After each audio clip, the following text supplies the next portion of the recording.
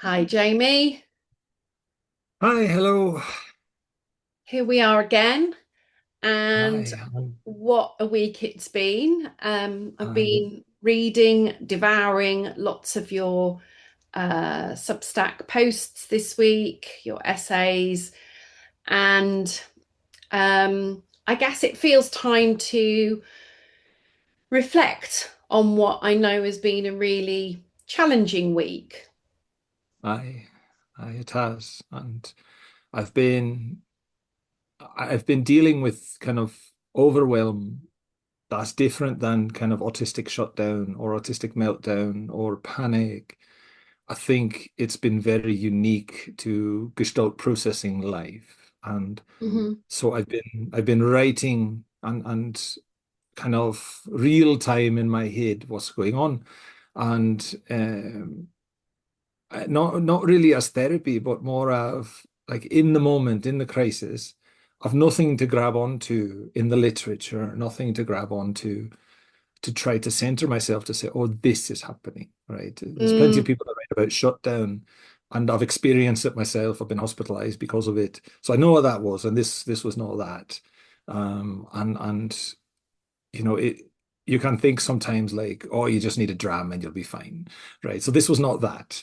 And so I had to kind of build the structure around the experience and then kind of the tricky way in which the mind works as a Gestalt processor, as mine works, is that some of the stuff that I had written previous to this event, like very previous, mm, when I wrote it, I had absolutely no like, where did this idea come from? Oh, I think it came from this conversation, but for some reason, this gestalt has landed in. I need to process it. I need to write it, and I'm guessing at some point it will make sense to me.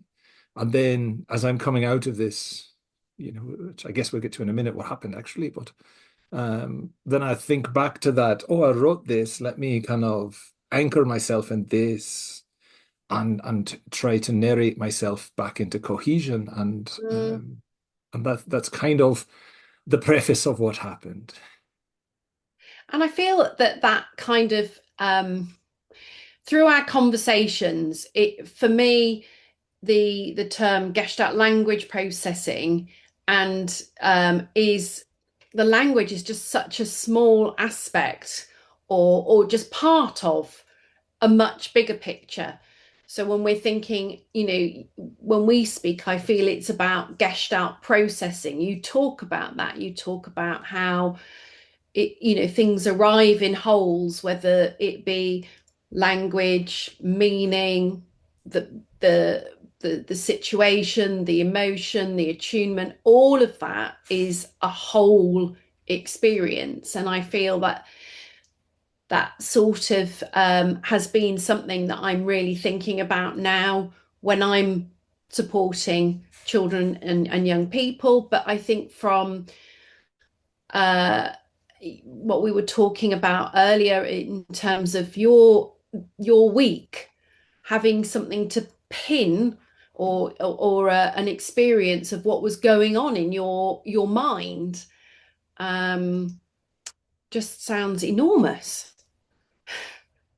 Well, aye, and it's scary that it happened and it could happen again. I mean, if you've read today's article and there Mhm. was a picture in there, and that picture is of a bunny, right? And the bunny is in my bedroom and it's dressed in a jumper that was my son's when he was that size, so 18 years ago. And you think about Gestalt processors, autistic people, and you say, we have these really crazy attachments to things, right? And so I'm 55 years old and I have a house full of plushies and, bunnies and ducks and everything. And every single one is tied to a very dear Gestalt of mine, right? This particular bunny that I shared with everybody today has a name and it has a history and it has, all sorts of words and emotions and activities and everything connected to it. And I know in dealing with parents who don't understand Gestalt processing, don't understand autism, they think, oh, you're 13 now, so you get rid of your toys, right? It's time to do big boy things, right? And I've seen it, when my family worked with the charity shop up at the mountain. when the parents would bring in, and I've written about this too, the parents would bring in this whole big basket of plush toys and say, Johnny's grown up now. He does not need these bunnies or whatever. And I'm crushed, absolutely sad, crushed that this child is losing this connection, right? And he'll never see them again. And to the extent that my wife allowed me to, I would try maybe to rescue one of them, right? And say, maybe in the future I can give this to somebody who needs it or whatever. Or she would rescue one in my absence, or. So when I say we have a house full of them, I'm not being figurative in this. Yeah, literally a house full of them. And I love them all, and the connection, the attunement is not just like I collect things, I hoard things, right? These are the physical manifestations of gestalts for me. Entire memory, emotion, everything. So I think that's a good setup to tell what happened last Saturday, in Hmm. that in a moment, in an instant, that connection was gone with everything. It was just the three physical dimensions, and that's it. I couldn't access, like I would look at Dre the bunny, and that's just a bunny. There's no connection to it, no emotional content, no words, no stories, no growth, no nothing. Just I would look at the jumper, that's a jumper, that's it. No connection to my son. I also had no access to that additional layer, right? If I say that, my native language is no language at all, I'm not kidding about that. For me, this is a translation of things, a very crude translation, right? The gestalts that I'm mitigating in real time as a stage 9 or whatever, right? It takes energy to do that. And then in my life, as I've not felt safe to sound as I sound for various reasons, then I would remain silent and I would record how it felt, how the local dialect sounded and felt, and so on. And then I would practice how that sounds on my own, right? And then I would gradually ease into the vocal space of that context, whatever it was, primary school, jobs, and so on, where there's racism and so on.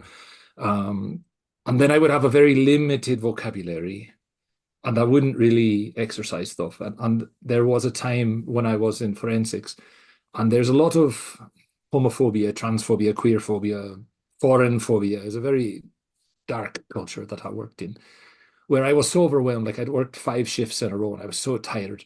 And I had no energy to create that vocal skin, that overlay. And I came out, right, as me. And everybody's like, who the hell is this? And then they would start to make fun of me, and that would make me feel worse because it's like, this is me. I'm not mimicking you at the moment. I'm not echoing you back at the moment.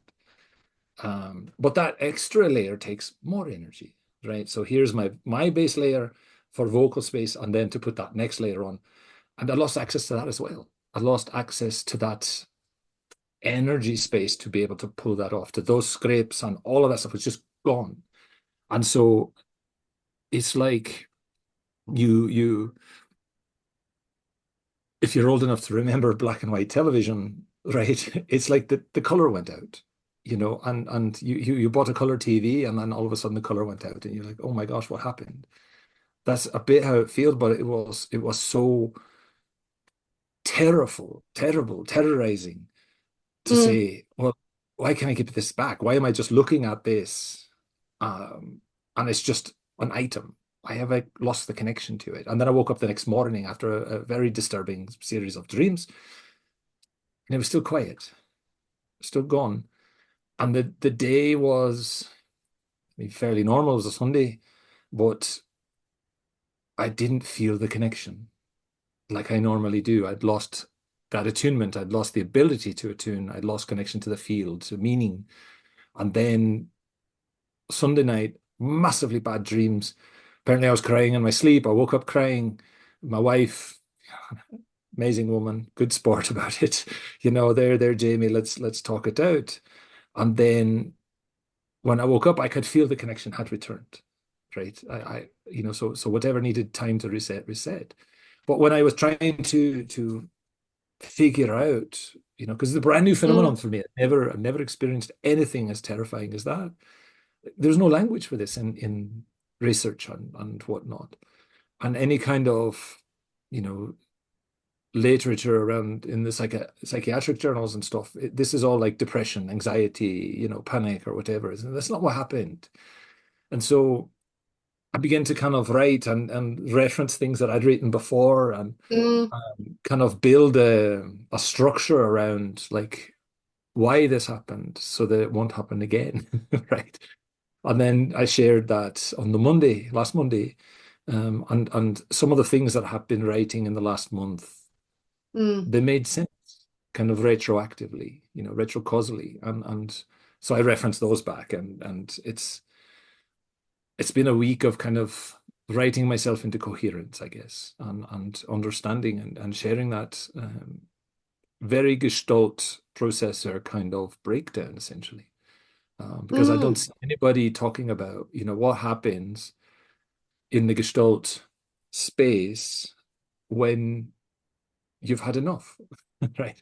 What does a circuit breaker look like, in that space when it cuts off? What happens? And so I wrote it, and to my eternal surprise, people commented positively, and they're like, "Wow, I never had a name for that," and thanks, and I need to sit with this, and these, types of comments.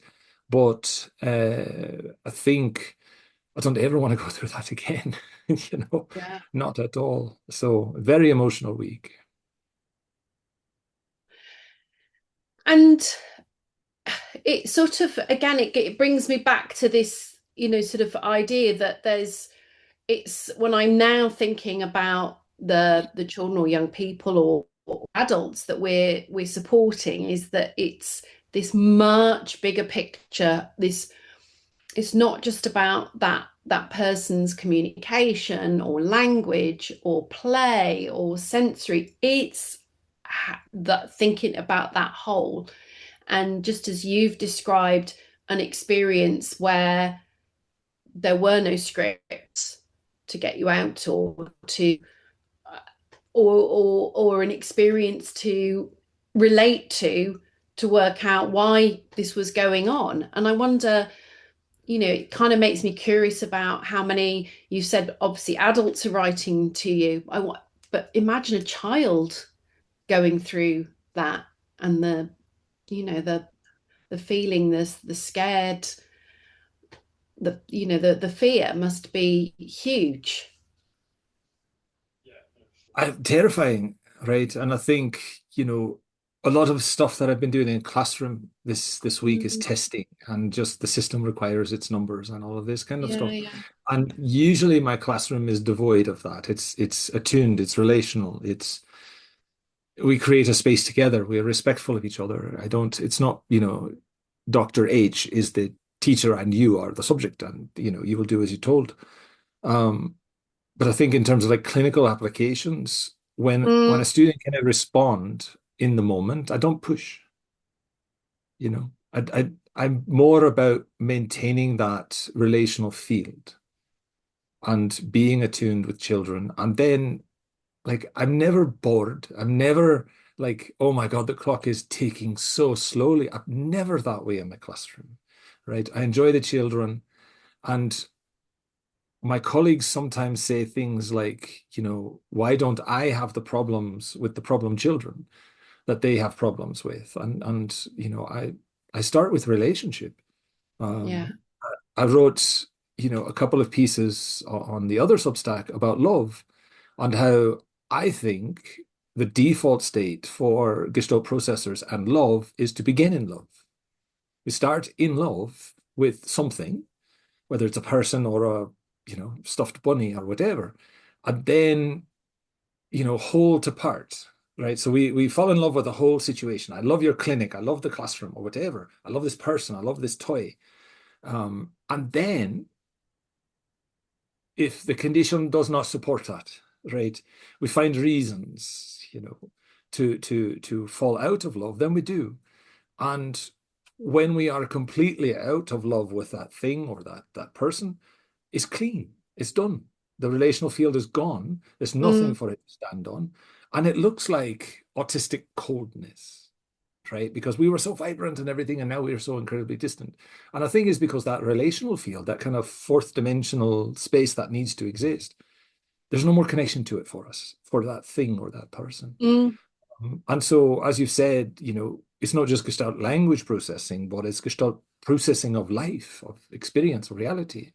If mm, I'm a Gestalt language processor, then I'm a Gestalt love processor. I'm a Gestalt teaching processor and play processor and all these kinds of things. And I think, you know, I've noticed in my own writings that I've stopped talking about myself and the work as Gestalt language processing unless I'm speaking specifically about language. And then yeah. I'm just speaking more generically about Gestalt processing because I think that's what's happening, that we're processing whole to part in everything, you know. Um, and I think that's kind of an important distinction for me as a human, not as Mm, professional, not as yeah. the teacher or whatever. So that's kind of where I'm at this week, right? And I think about things that I've written, years ago or weeks ago or whatever, and I've revisited them and I think, well, I understand why I was there, but now I'm here, and the nice thing as a Gestalt processor of having that Substack space is I can store long thoughts there. And sometimes I Hmm. come back to them 2 years, 3 years later, and I'm like, oh yeah, yeah, I need to kind of reload that, and then work with it and synthesize it and build from it. And so a lot of times there are hyperlinks in current articles that link back to the old stuff, because I didn't want to write 60 pages to you, on a Sunday morning, I want you to go back and read this or reference that or whatever. And I realize Yeah. people don't do it. That's Funny why enough, there's I was going to say that's exactly what I love about your writing is you say, oh, if you want to know more about relational attunement, click on here and then, and I can find the other articles that you've written, the essays that you've written, or whether they might be about your clothes or your whatever it is that you're yes. referring to. Jamie, it's been a really lovely session. I'm sorry that it's been such a tough week. Um, I'm going to think, you've given me lots to think about this week. So thank you as always. And we'll see each other next week. Yes, and as always, it's my pleasure, and thank you for being my therapist. You know, you can bill me by the hour, I guess, but no, thank you, and I always look forward to Saturday mornings for me. So thank you so Me much. too. See you soon. All right, bye bye. Bye.